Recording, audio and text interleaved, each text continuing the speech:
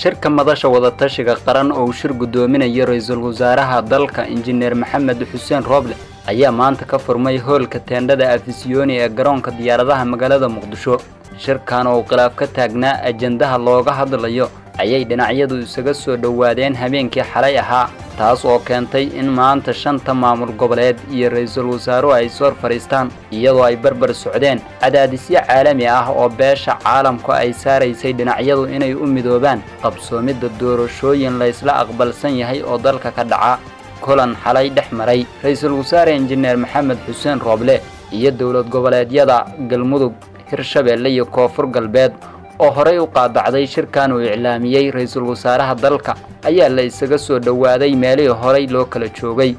kudalada saddexda maamul goboleed ee Galmudug, Koonfur Galbeed iyo Hirshabelle oo loo tiriyay inay ka agdhow yihiin madaxweynihii waqtigu ka dhamaaday Maxamed Cabdullaahi Farmaajo ayaa xalay si gooni ah waxa uu la fariistay ra'iisul wasaare injineer Maxamed Xuseen Roble iyadoo ay ugu horeeyeen kulamo ay beesha caalamku la yeelatay intii ay ku sugnaayeen magaalada Muqdisho,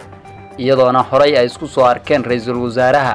Dani iyo Axmed Madoobe oo horey u taageeray shirkan uu iclaamiyay injineer Roble. wakiilada beesha caalamka ayaa madaxda Soomaalida waxay ku cadaadinayaan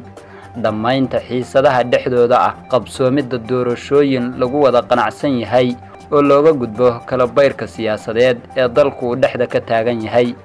madaxweynaha waqtigu ka dhamaaday Maxamed Cabdullaahi Farmaajo ayaan door weyn ku lahayn shirka maanta ka furmay magaalada Muqdisho, kaas oo ay ka qayb galayaan madaxda dawlad goboleedyada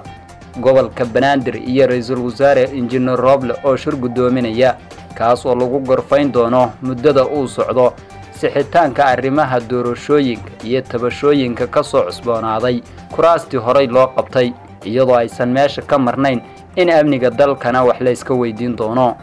dadweynaha Soomaaliyeed iyo daneeyaasha arrimaha Soomaalida ayaa si weyn isha ugu haya shirkan, kaas oo haddii uu guuleysto Soomaalida u yeeli doona rajo wanaagsan, haddiise uu guul dareysto ka dhigi doona dal ay caalamku gacmaha ka laabtaan oo faragelin toos ah ay ku samaysa beesha caalamku, halka hadda daaha gadaalkiisa ay kala socoto waxyaabaha ka dhacaya Soomaaliya. shirkan maanta Muqdisho uga furmay madasha wada tashiga qaran ee uu shir gudoominaya ra'iisul wasaare Roble ayaa la filayaa in lagu soo gabangabeeyo muddo 2 maalin ah, iyadoo dib u eegis lagu sameyn doono heshiiskii 17 Sebtembar ee sanadii 2020 iyo habraacyadii Oktoobar 2021.